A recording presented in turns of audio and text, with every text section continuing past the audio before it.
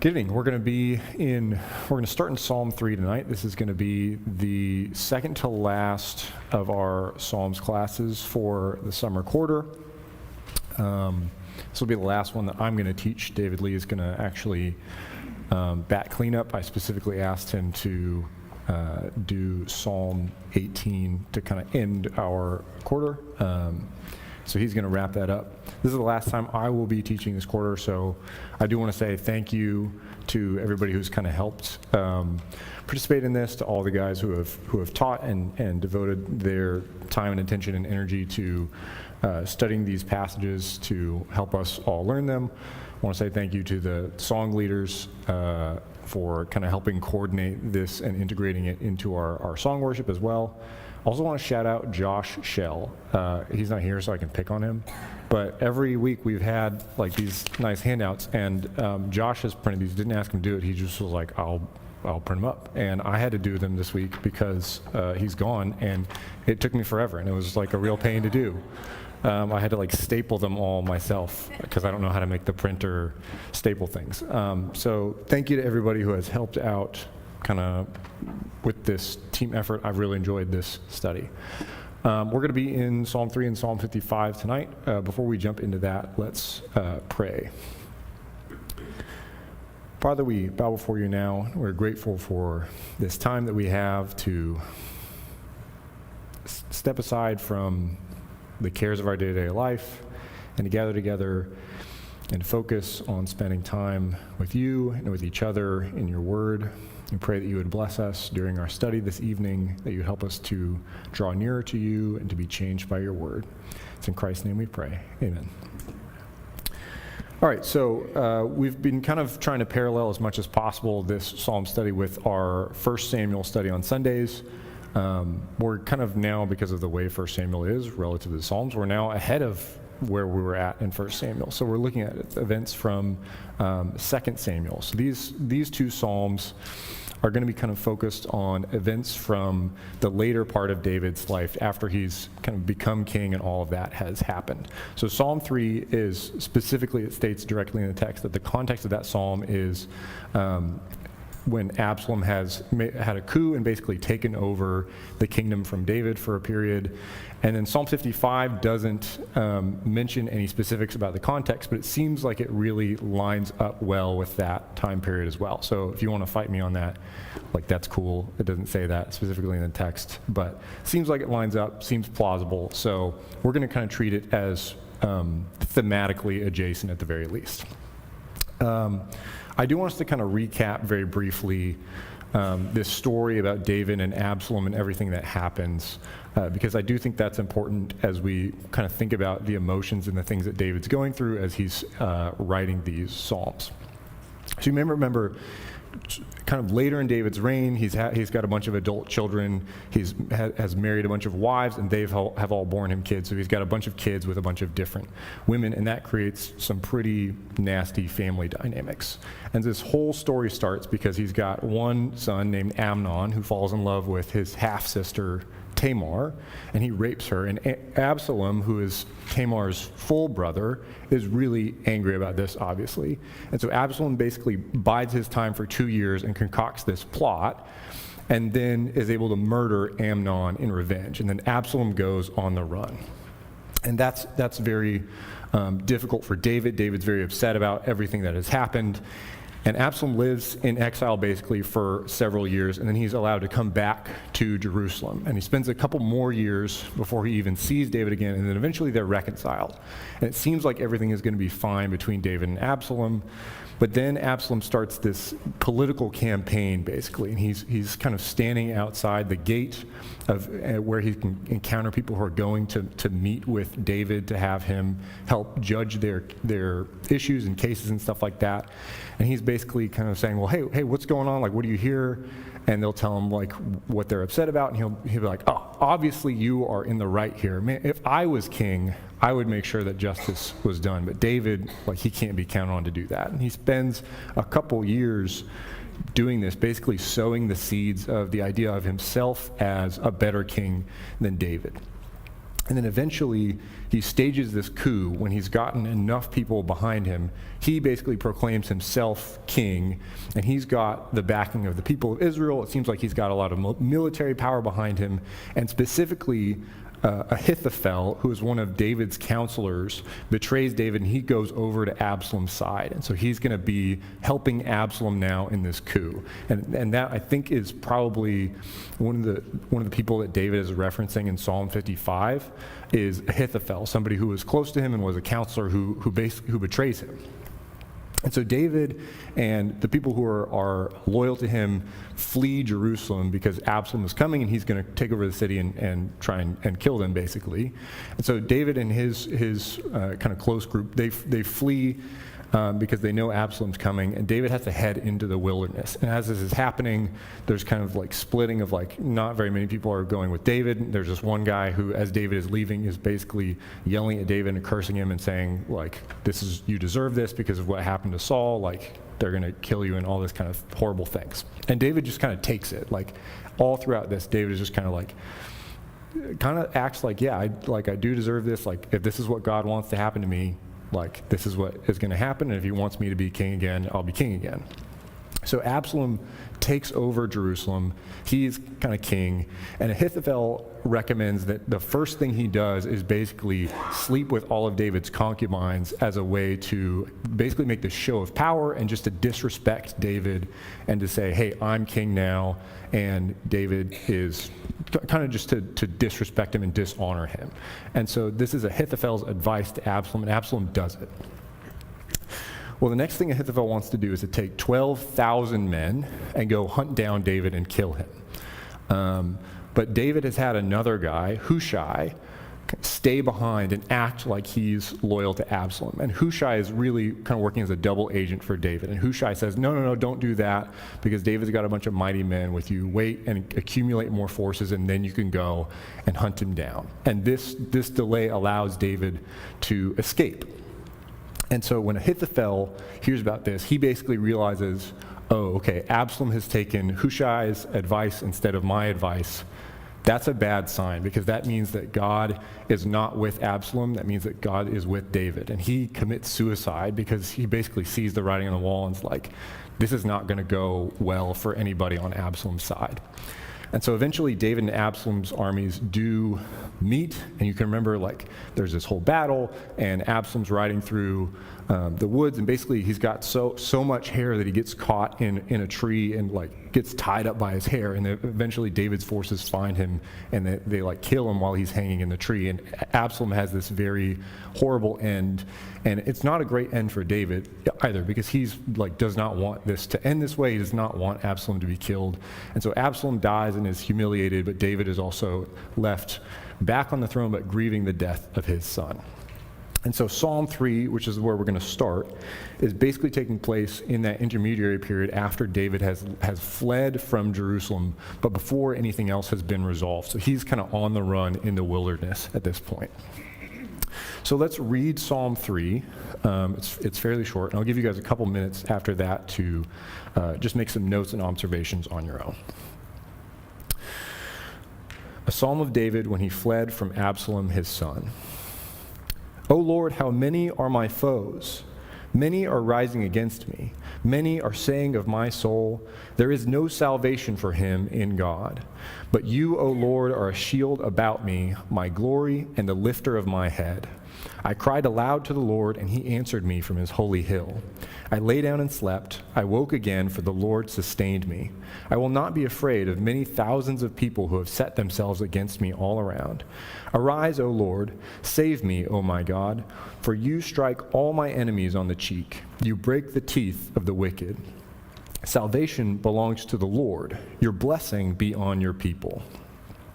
All right, so take about 2 minutes just on your own and kind of look at that, maybe make some notes, and then we'll gather back together and discuss. All right, let's just start with the first 2 verses. What things stick out to you in these first couple of verses, kind of setting up this psalm? Yeah, Michael. So one of the things I don't think you mentioned in the backstory is also like this is kind of all direct consequence of David's sin sin with Bathsheba.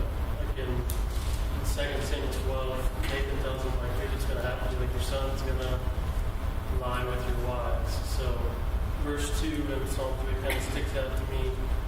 There is no salvation for him in God. Like, it seems as though this story has gone public and people are aware that this is a consequence of David's past actions.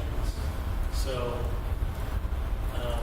the question is, like, is God going to still be with him throughout even this? And people seem to say no. Like, because he did this, God's done with him.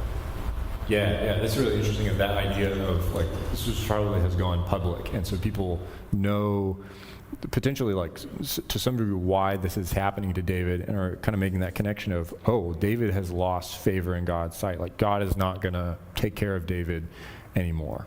What else? It just reminds me of Job's friends. And David is actually saying, this is what people are saying, that God has made this decision. And I don't know how they would presume to know the mind of God. But David's accusation is they think they know the mind. Yeah. It seems like they're making an assessment based on what they know, but they're also assuming how God's going to react based on what they think he should do or could do or whatever. And I think that's going to come back later on in the psalm. What else?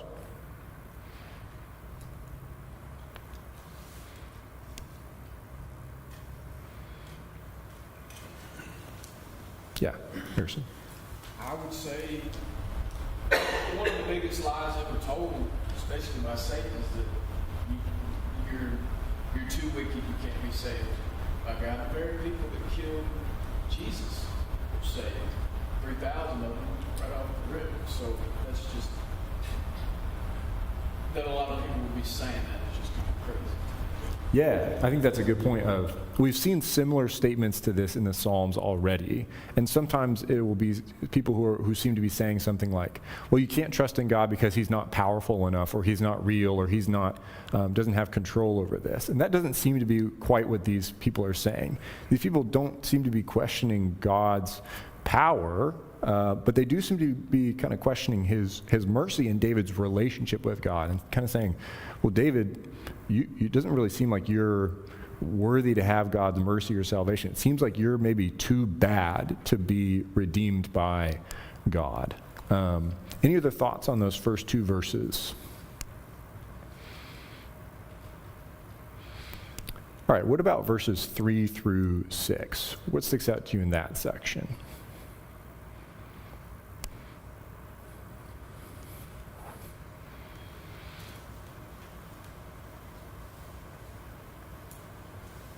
Yeah.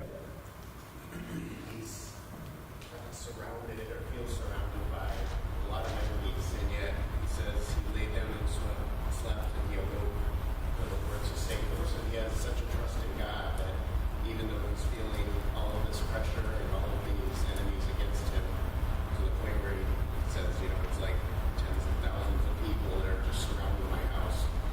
He's not up all night worrying about it. He trusts God, and he goes to sleep. Yeah, so it's this idea of he's able to sleep peacefully at night. I think as we kind of explore this, we might see, like, how does he get to this point where he's able to, even in this situation of pretty dire distress, is he able to go to sleep and kind of wake up and feel, I guess, refreshed and safe and cared for? What else do you notice in the first 3 verses? Yeah. Dealing with that, how personal God is in these few verses, the shield, and He answered and sustained, like, this very, it's not protecting him from far off.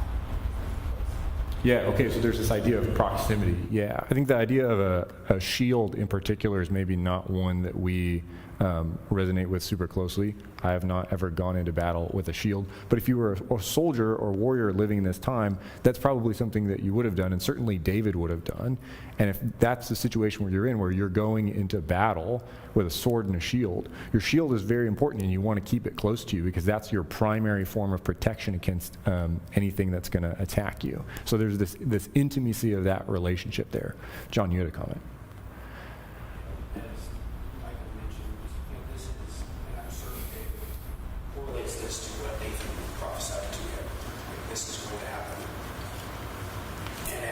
so this is a consequence of his sin. And with most sin, there are, in some more than others, there are consequences. Whether one asks for forgiveness or not, there are consequences that are not disaggregated from forgiveness. You must pay the consequences. And he is, I believe, realizing that he is paying the consequences, but he's also remaining faithful to God during that time period. So he knows this is due to his actions.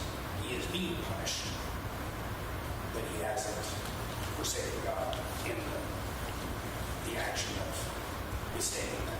Yeah, that's an interesting point of the fact that he's undergoing consequences, and that like doesn't always necessarily happen in our lives of sometimes there are consequences and sometimes there aren't. But in this case, like David pretty well knows like there's actual consequences here like that are directly resulting from my actions, of like God is kind of bringing this upon me because of what I did.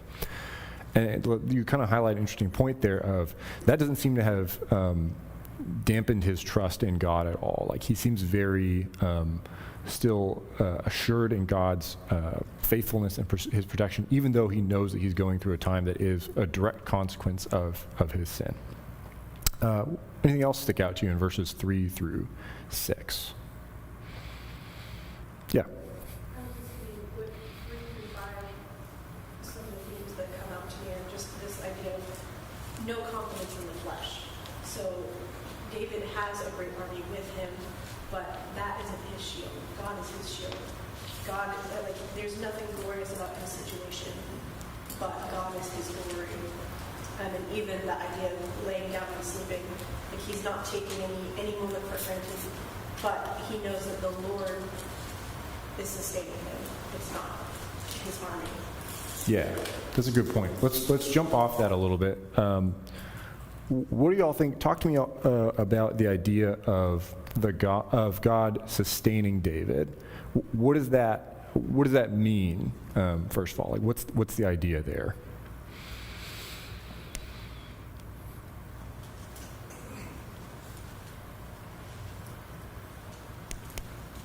Yeah. I think at a basic level, he's keeping him alive. Yeah. But obviously, the other words in verses 3 and 4 talk about him being a shield and his glory. He's his glory and the lifter of my head and answers. I mean, all these other things speak to. It's not just a base level, just I'm keeping you alive. It's like I'm doing all of these things for you. I'm your courage and your confidence and your morale booster and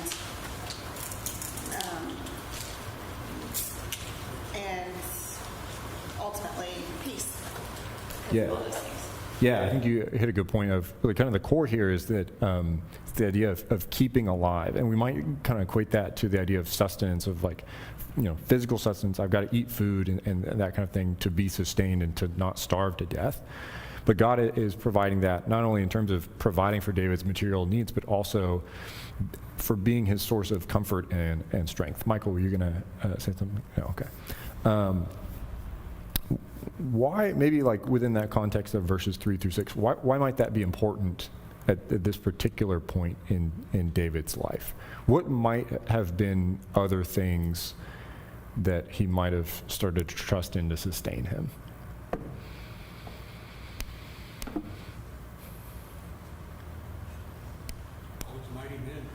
Yeah. So one of them is like he was up to this point was king of Israel, right? And he's got all the armies and he's got them on his side and he's got the wealth and the power and the kingdom. All of it is his.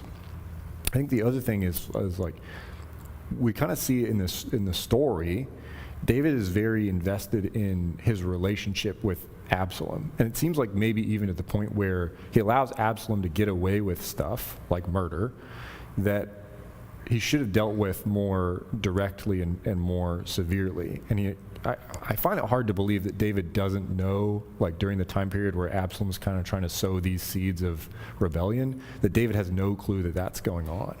And I wonder if David also is kind of like allowing Absalom to do some of these things in the name of trying to have this positive relationship with Absalom. It hasn't worked. And I think maybe the message there is not even his relationship with his family, with Absalom, was going to be what was ultimately sustaining to him. And that can be something that can be even a temptation to us, right? Of like, I become so dependent upon making sure that certain people like me or that I have a good relationship with my family that I will not address things that need to be addressed spiritually. We've already seen that like throughout Samuel of like Eli not addressing things with his sons, of where I will allow conflict to kind of dissipate in order to make sure that everybody's happy, when in fact that's just going to cause more problems down the line. And David, I think, has maybe, I'm speculating, but you could see a situation where David has developed a dependency on his earthly power and his might, or on his relationship with Absalom, and now all of that has been fractured, and he's returning to this this reminder of, it's my relationship with God that is really what sustains me, and that's where I need to put 100% of my trust. Yeah, Michael. And then even physically, I mean, the whole story with the Ahithophel there, David prays a prayer as he's leaving, saying like, let his counsel be foolishness. Mm-hmm. And God answers that prayer. Yeah. And that's exactly, and it gives him time to go and flee. So like, David sees firsthand how God's sustaining him daily and keeping him alive. Yeah, absolutely. Absolutely. All right, what about verses 7 and 8? Anything stick out to you or interest you in those last two verses?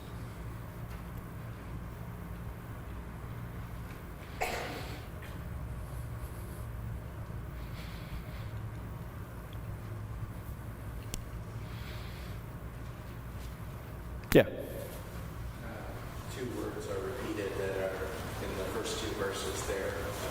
In verse 1, it says, many are rising up against me. He uses that same word. In verse 7, arise, O Lord, and save me. And you have the same thing with the word deliverance or salvation in verse 2 there. There's no deliverance for him and God. Again, you kind of have the opposite of that in verse 8. Salvation or deliverance belongs to the Lord. So you kind of see the change that takes place between the beginning of the psalm and the end of the psalm, where he goes from a place of, being worried about the people that are around him to having that confidence that God is going to rise up and deliver him. Yeah. Great call out there. There's like this reversal that's happening there. In the beginning of the psalm, there's all these enemies that are rising up against David, and they're saying that there's no salvation for him. And at the end of the psalm, it's God who's rising up on David's behalf to defeat them. And David is saying that salvation belongs to the Lord. What else do you notice in these last couple verses? Yeah, John. I think in verse 7, it's interesting that he is so confident that God's going to deliver him. God didn't say he was going to deliver him before, but he's confident. He said, you're going to pay a price. But he didn't say, you're going to pay a price and I'll bring you back to whole again. But he's confident God's going to deliver him. I just find that interesting. Yeah. That much faith that it will be made right.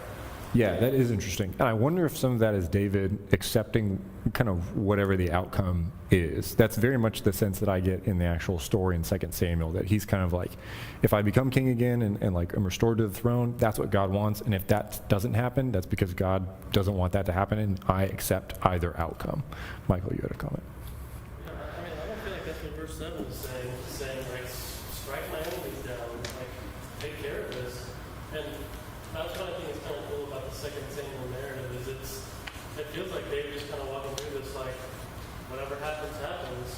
Then you read a psalm like this, you get to know his inner thoughts a little more. Maybe like David doing what he's always done is giving all of his enemies over to God and saying, like, in his time, he's going to handle this. Yeah. It's not up to me to, just like Saul, just like every time I could have killed him and I didn't, just these enemies are the same way. I'll leave it in God. Yeah, I think that, and that maybe is like, there's sort of like a dichotomy there that we might explore in the next psalm. Is there's both this part of like, okay, I don't control this situation, God controls this situation. So whatever happens, my job is to accept that. But also, like, I have an outcome that I want, and it's valid for me to pray about that and give that to God and ask Him for help and deliverance in a specific way. Any other thoughts on this psalm as a whole? Yeah, Nicole. I thought it was a little interesting that one of the things he mentioned in verse 1 was about like what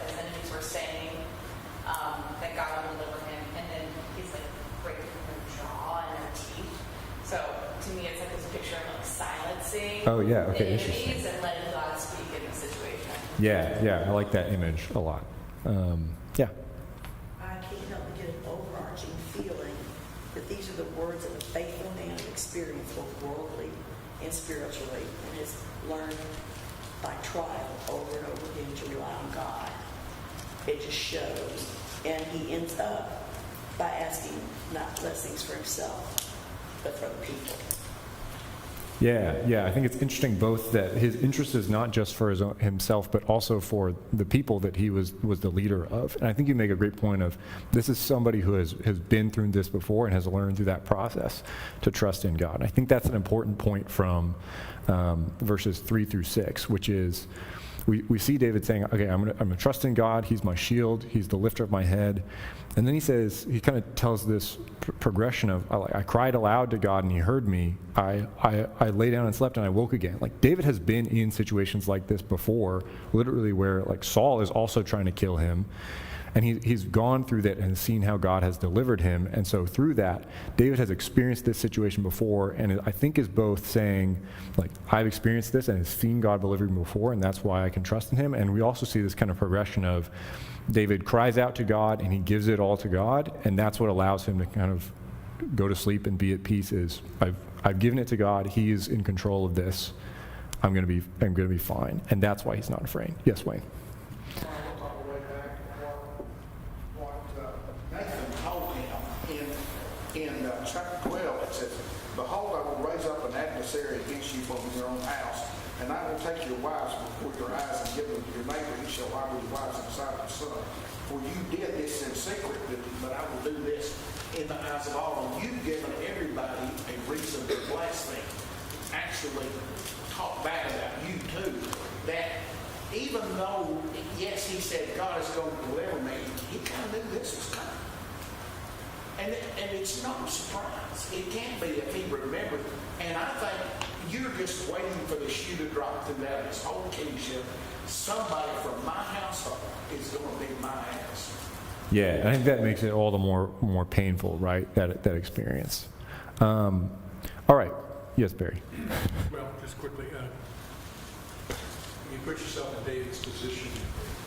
It had to be difficult for him to, even though God had forgiven him for what he did, it had to be difficult for him to think in terms of what he's done.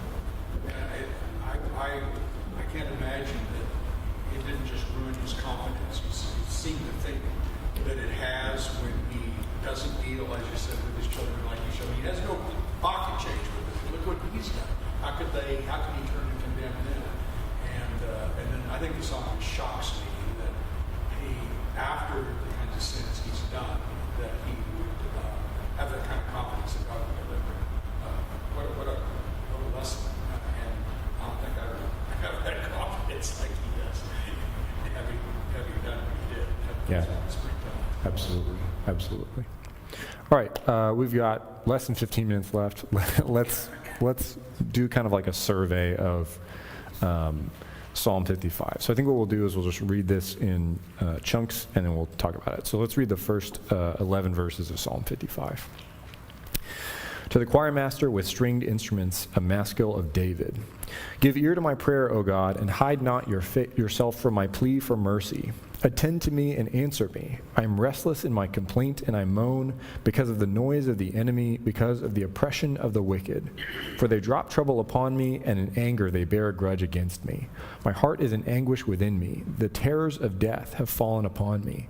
Fear and trembling come upon me, and horror overwhelms me. And I say, oh, that I had wings like a dove. I would fly away and be at rest. Yes, I would wander far away. I would lodge in the wilderness. I would hurry to find a shelter from the raging wind and tempest. Destroy, O Lord, divide their tongues, for I see violence and strife in the city. Day and night they go around it on its walls, and iniquity and trouble are within it. Ruin is in its midst. Oppression and fraud do not depart from its marketplace. All right, what jumps out to you in those first 11 verses?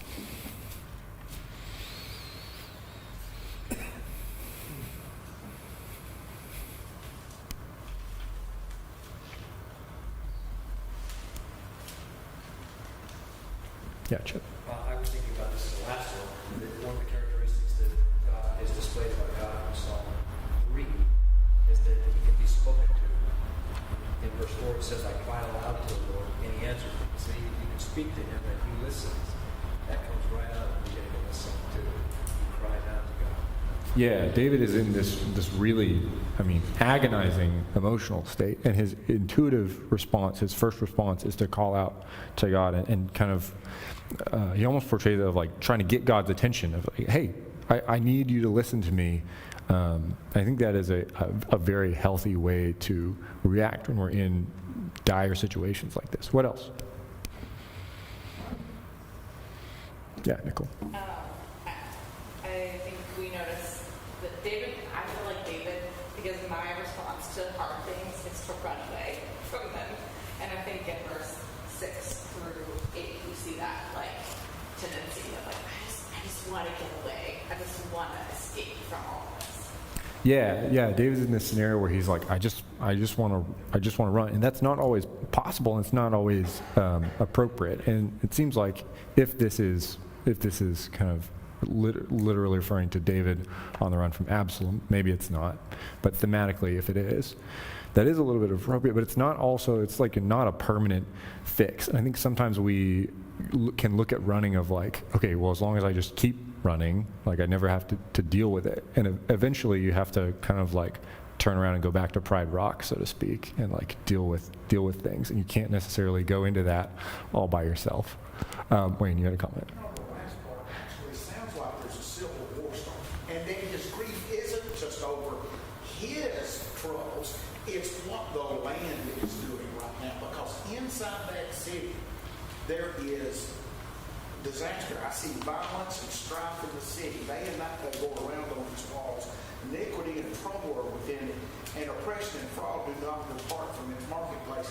He's in a state of grief because of what all this has done to his beautiful city, his wonderful kingdom that God gave him, and now it's a mess.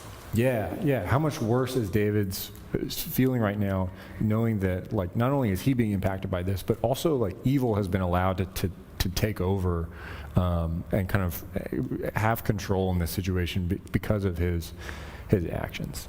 Any other thoughts? Yeah. I can see a contrast here between his earlier days when he was constantly on the run because he had to be on the run and wished he didn't have to run, to now where it's like, if I could only run again. Yeah, interesting. Of like, this is almost worse in a sense of like he wishes that he could even just be on the run from Saul, and that would be better than the situation that he's in now. Any other thoughts on verses 1 through 11? All right, let's read verses 12 through 19. For it is not an enemy who taunts me, then I could bear it. It is not an adversary who deals insolently with me, then I could hide from him. But it is you, a man, my equal, my companion, my familiar friend. We used to take sweet counsel together within God's house. We walked in the throng. Let death steal over them. Let them go down to Sheol alive, for evil is in their dwelling place and in their heart. But I call to God, and the Lord will save me. Evening and morning and at noon I utter my complaint and moan, and he hears my voice. He redeems my soul in safety from the battle that I wage, for many are arrayed against me. God will give ear and humble them, he who is enthroned from of old, because they do not change and do not fear God. All right, what do you notice in this section?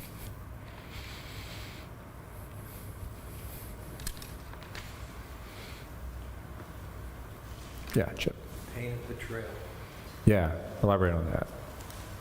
Well, it's one thing as he says, it's one thing to be hurt by a stranger or maybe someone that you're not close to. It might be devastating. It changes the way that you treat people when you're hurt by someone that you're close to and trust. Yeah, I think you bring out a good point there of that might change the way that you treat people. I think it would be harder to act in the way that we're called to act as Christians if this person who is against me, who's acting as my enemy in a particular situation, isn't somebody who is just like some guy off the street, I guess, but is somebody who at one point was close to me and that I cared about, who was my friend that I loved, and vice versa, and now they've betrayed me. How much harder is it to act with love and kindness and forgiveness in that situation? What else?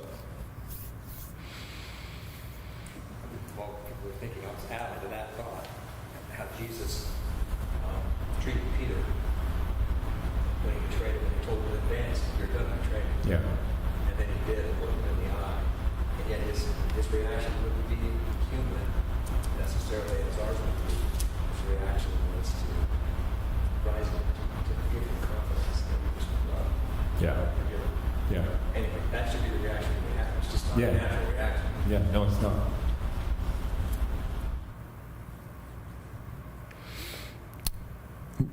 How do you see David handling this betrayal in this psalm? What is his reaction?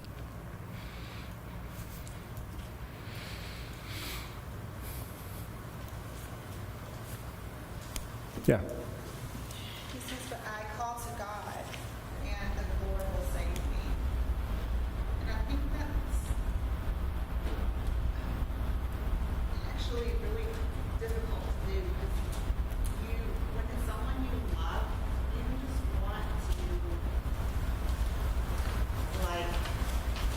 try to, work it out and make them, come around, and, you want to stay involved and try to get them to figure out what they're doing is not okay, and he just leaves it to God. He just says, I call to God and the Lord will save me. I can't put my life or the future of my life in this man's hands anymore. I have to give it to God. I just feel like that's so difficult to do. Yeah. I think you hit at the core thing that David does is he's entrusting this whole situation to God to resolve. And you bring out a good point of maybe if we're in a similar situation, it's a situation where we want to work it out, but I can't control what this other person thinks or believes or does or how they act, and I can't I'm not going to make any progress or do any good trying to just hammer on them, trying to make things go my way. I have to let God be the one who's in control of that situation.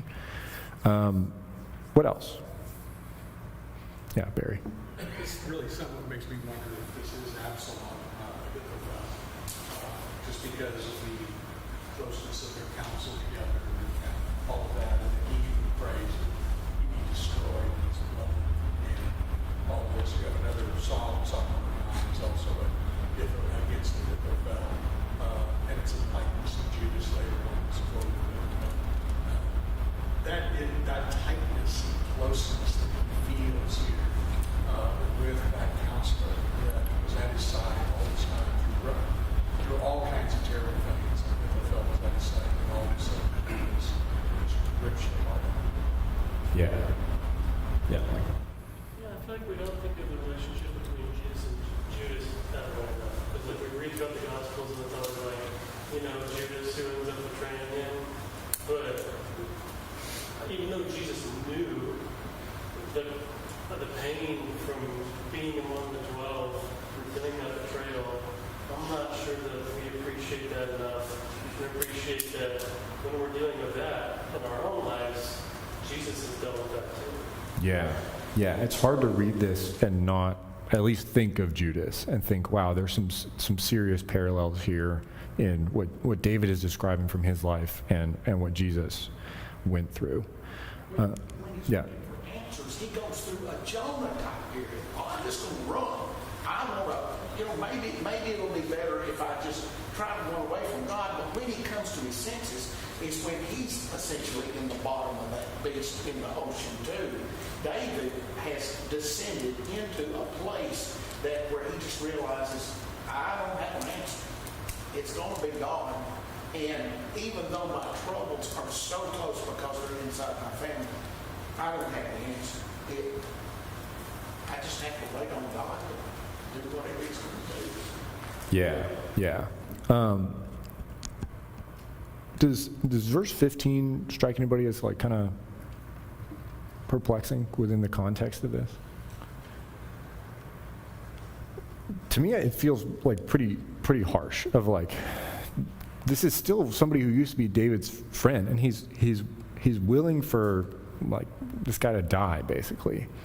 I think one thing that jumps out to me from that is David, I think, is going through a lot of those emotions, and on some level that lends the validity of like, it's okay for us to want wickedness to be judged.